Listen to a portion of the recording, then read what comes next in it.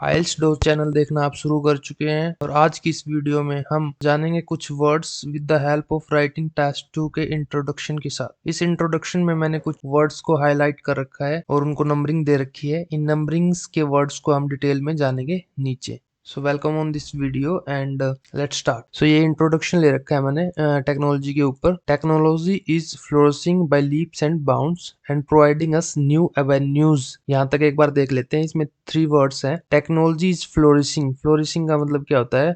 Grow करना, develop करना, कोई चीज बढ़ना। तो टेक्नोलॉजी की अभी क्या हो रहा है? टेक्नोलॉजी का उदय हो रहा है और वो ग्रो कर रही है। ठीक है। फ्लोरिशिंग का मतलब यहाँ पे क्या है? Developing rapidly and successfully. ठीक है। इसके सिनोनिम्स क्या हो सकते हैं? Grow, prosper and develop. इसके लिए एग्जाम्पल भी मैंने लिया है। The economy is booming and small businesses are flourishing. जो इकोनॉमी है वो बूम कर रही है और जो स्मॉल बिजनेसेस है, लघु उद्योग है, वो क्या कर रहे हैं?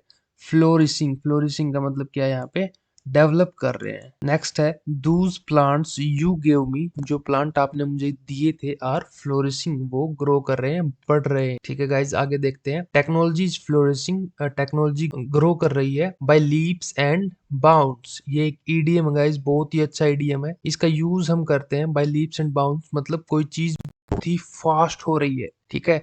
टेक्नोलॉजी ग्रो कर रही है। कैसे कैसे ग्रो कर रही है? कई गुना वृद्धि के साथ कोई चीज ग्रो करती है तो उसके लिए यूज करते हैं बाय लीप्स एंड बाउंड्स। बहुत ही अच्छा ईडीएम है। चलो इसका एग्जांपल देख लेते हैं। Your hair has grown by leaps and bounds since I last saw you। आपके जो हेयर ने ग्रो किया है, कैसे ग्रो किया है? By leaps and bounds.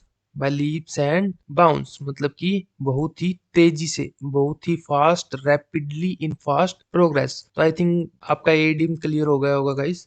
So next आगे चलते हैं। And providing us new avenues. और हमें क्या प्रोवाइड कर रहे हैं? New avenues. एवेन्यूज का मतलब होता है नए रास्ते, कोई द वे ऑफ अप्रोचिंग, कोई चीज को अप्रोच करने का कोई वे। इसको इसके सिनोनिम हो सकते हैं हाईवे हो सकता है, रोड हो सकता है, वे हो सकता है। फॉर एग्जाम्पल इसके हम एग्जाम्पल देख लेते हैं।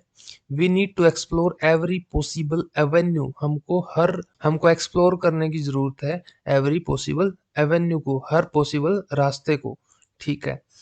Fifth Avenue is a good place for window shopping. Window shopping के लिए फिफ्थ एवेन्यू क्या है? एक अच्छी जगह है। You can find my house along the Avenue.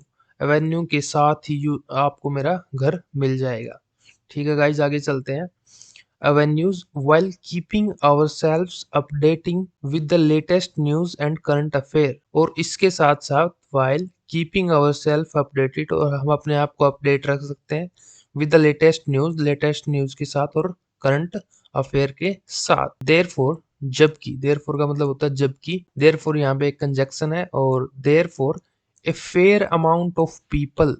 देखो कितना अच्छा यहाँ पे शुरुआत की है। a fair amount of people believes यहाँ पीपल के लिए believes नहीं आया गाइस, यहाँ पे आया है ए फेयर अमाउंट के लिए।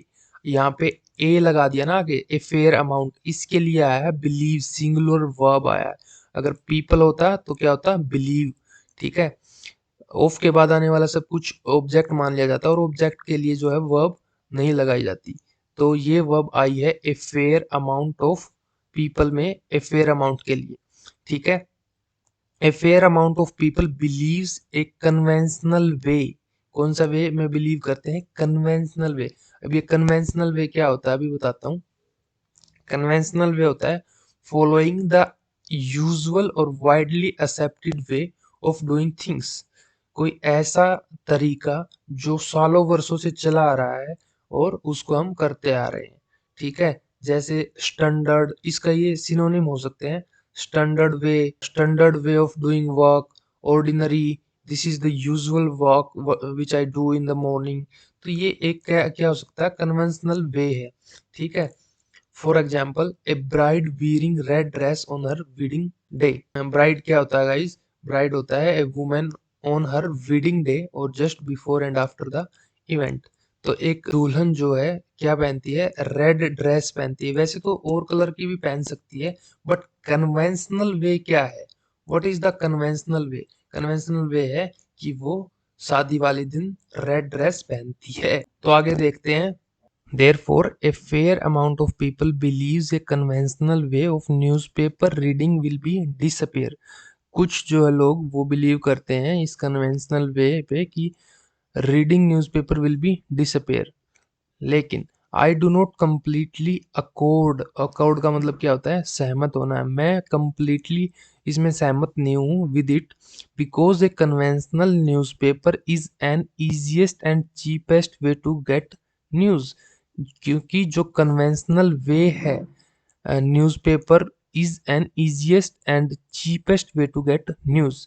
इससे हम बड़ी आसानी से और सस्ते दाम पर न्यूज़ को ले सकते हैं, प्राप्त कर सकते हैं। ठीक है गाइज, एक क्विक रिवीजन ले लेते हैं। फ्लोरिशिंग का मतलब होता है ग्रो करना, डेवलप करना। और बाय लीप्स एंड बाउंड्स एक ईडीएम है जिसका मतलब होता है बहुत ही तेजी से कोई चीज होती है उसको बोलते हैं बाय लीप्स एंड बाउंड्स। कई गुना एकदम से वृद्धि कर जाती है उसको बोलते हैं by leaps and bounds. Next है एवेन्यू। एवेन्यू का मतलब होता है एक वे, एक रास्ता। उसके बाद है कन्वेंशनल वे, ऐसा तरीका जो बहुत ही पुराना हो और बहुत ही लंबे समय से चलता आ रहा हो। डिसअपीयर्ड का मतलब होता है कोई चीज खत्म हो जाना, लुप्त हो जाना। उसके बाद है अकॉर्ड। अकॉर्ड का मतलब होता है सहमत। आशा करता हूँ गाइज आप सारे वर्ड आपको समझ में आ गए होंगे। और डिस्क्रिप्शन में मैंने इंस्टाग्राम का लिंक भी दे रखा है और इस जो है पीडीएफ का लिंक भी आपको मिल जाएगा। So thank you guys. अगर आपको वीडियो अच्छी लगी तो सब्सक्राइब करना ना भूले और लाइक का बटन भी दबा दे। इससे मेरे को मोटिवेशन मिलता है आपके लिए आगे और कंटेंट जनरेट करने के लिए। थैंक्स गाइज, मिलते हैं अगली वीडियो में।